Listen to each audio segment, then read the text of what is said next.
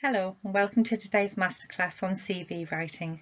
I'm Sandra Hobson-Tate and I'm one of the careers consultants here in Newcastle's Careers Service. During this session we'll be exploring what a CV actually is and why you should have one. We'll be considering what makes a good CV, and the information we're sharing with you is based on research and feedback from graduate employers. We'll explain the importance of tailoring your CV and look at what should be included in the content and how your CV should be formatted.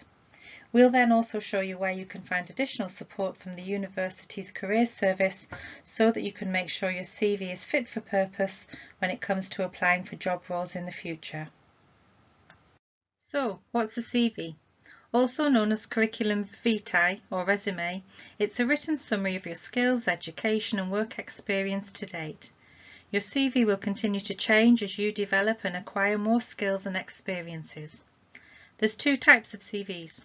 The first is a speculative CV, which you would email to an employer you'd like to work for. Even if the job isn't being advertised, here you'd be speculating on any future vacancies. This kind of CV should demonstrate why you're interested in working for that company and show the employer why they should consider you for any roles that might be coming up. The second type of CV is written specifically in response to a job vacancy. Here you'd submit your CV as part of an application process for a particular role. This CV will need to be adapted and tailored in response to the job description and person specification, showing how you'll meet the essential criteria the employer is looking for. So you'll need to highlight any skills and experience that clearly demonstrate to them that you're a strong candidate. Your CV may be part of a compulsory job application process and could be the initial way to clearly show an employer that you're the best candidate for the job. Not all vacancies will ask you to upload a CV, however most recruitment processes will ask you to demonstrate your skills and experience in some form. So having an up-to-date document with this information on makes this process much easier for you. And also don't forget to keep a master copy. An employer really doesn't spend much time at all on your CV. Between 5 and 30 seconds is the average time spent on the first shortlisting. Employers are inundated with CVs and they need to make the shortlisting process as efficient, quick and cost-effective as possible. Some employers use automated systems to sift through CVs, meaning that a person might not even read your CV until the later stages of the recruitment process. Instructions might be given to colleagues to complete the first and second sift, where they'll be looking out for keywords and specific knowledge or skills that match the job advert. It's really important that you spend time making your CV specific, clear and concise. Make the work of the employer much easier when it comes to reading your CV. Our top tips would be to do your research, thoroughly check the job advert for keywords, use the correct terminology to describe your skills and double check your spelling and grammar. Clarity is key to a great CV. As it's going to be reviewed for less than a minute, it's important that it's easy for someone to read in a hurry. Use clear headings and appropriate fonts and try to keep to a font size of about 11 points. Use bullet points to break up your content and ensure that you have a decent amount of white space on the page to ensure that your CV doesn't appear overcrowded. We'd recommend a reverse chronological style, starting from the most recent date and then work backwards. In the UK, your CV should be no more than 2 sides of A4, but there can be some exceptions based on specific industries or professions. CVs can also be very different in other countries, so depending on where you're applying for jobs, remember to check the guidelines of the country in question to help with this. Be cautious of using CV templates and also try and stay away from CV writing services, which can charge you a lot of money for a product that isn't necessarily very good. We'd recommend writing it yourself and then coming to see us for feedback instead. It's a great service and it's also free. Firstly, remember that your CV is unique to you. Include the key facts that you want to be highlighted, and as a general rule we've included the main sections to include. It's up to you what you focus on. If you think that your education is the most important, then place priority on this. But if you think you've got some excellent examples of relevant work experience, then this is what you might want to highlight first. When it comes to ordering your content, start with the basics at the top of the page. If you're using your CV for jobs in the UK, then include your UK address, email and phone number. You could add your LinkedIn profile too if you wish. You do not include any personal information such as gender, marital status, nationality or date of birth. A personal profile can be included and we'll come along to this shortly. In your education section, begin with your degree. Then include your secondary education along with your subjects, grades and dates. You can also add in any extra achievements such as scholarships, academic awards or positions of extra responsibility such as student council. Then move on to your work experience section where we'd encourage you to include both paid and voluntary experience. As with your education section, don't forget to include all the relevant dates. An achievements section is a useful place to add any relevant skills that you think are valuable, but you haven't received as part of your education.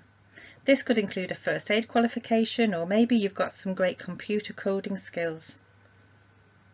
Under your interests, the employer often is keen to understand how you like to spend your time outside of work and looks for evidence that you're able to commit to other areas of interest in your life, including any team sports or activities that you're passionate about. This will demonstrate your commitment and your ability to manage a good work-life balance. Regarding references, you don't need to include specific names and details of your references.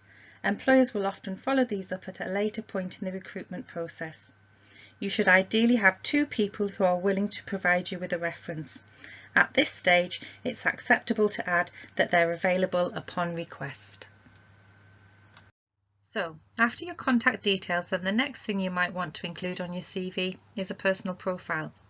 If done well, it can offer the recruiter an immediate snapshot of your key skills and experience, and it should also match keywords within the job description and the person's specification.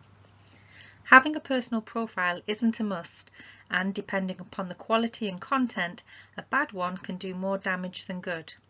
If you do decide to include a personal profile, think specifically about the vacancy you're applying for and why you're a great candidate for the role. What 3 key factors or skills would you like to highlight to the employer? Breaking this down a little further, we can see that in this profile it's got 3 main sections. Firstly, the introduction, detailing the current situation. The main part of the profile refers to specific skills and experience. Remember, refer back to the job advert, the job description, the essential or the desirable criteria. This profile talks of building successful collaborations, project management skills, networking and service delivery. Finally, the last sentence outlines the person's goals. Now comes the job of tailoring your CV to the role you're applying for. This is one of the most important aspects of writing your CV in order to prove that you can do the job and that you know what the employer is all about. Making the effort to tailor your CV also demonstrates that you've gone to great effort and that you really want the role. One of the biggest complaints we get from recruiters is about generic CVs. You should in the end have one master copy CV and many other different CVs, unique and bespoke to each and every application you're making. It will take time initially, but with every CV you've done, you should get used to this and it's going to become easier and faster over time. Most recruiters shortlist applications against their list of essential and desirable criteria. Your CV will be scored on how well you match. And don't forget that automated software programs will be searching for keywords. Everything on your CV has to showcase your ability to do the job. Tailoring your CV to fit the role is so important. This slide demonstrates how you can write about the same experience in 2 different ways for 2 very different roles. Take, for example, a work experience role in a health project. Look at how it could be adapted to suit 2 very different jobs, one in research and the other in sales. For the research role, this CV highlights primary and secondary research skills used, interviewing participants, collating data, and using evaluation methods. In comparison, when using the same experience and tailoring the CV to fit a sales role, the focus has now switched. For a sales CV, it now talks about members of the public, not service users. It talks about working under pressure to targets and deadlines. Both examples have been matched to the differing keywords in the job vacancies. This slide illustrates our final key principle: focus on your achievements and skills. The example on the left has too much information and describes the duties and responsibilities of the job.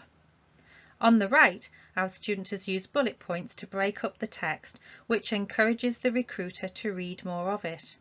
Also, the bullet points have been linked to the job advert, and once again, emphasis has been placed on key skills that are important to the employer. If you'd like any further help or support, then please do get in touch with us. Our web pages are a fantastic resource and a great starting point. Once you've drafted your CV, then we'll be more than happy to review it for you and give you some feedback. Please email in your CV via My Career. Thank you for taking the time to view this masterclass. We also offer a 30-minute webinar on CVs, so check out our events pages for upcoming dates. In the meantime, if you have any queries at all, then please do get in touch with the Careers Service.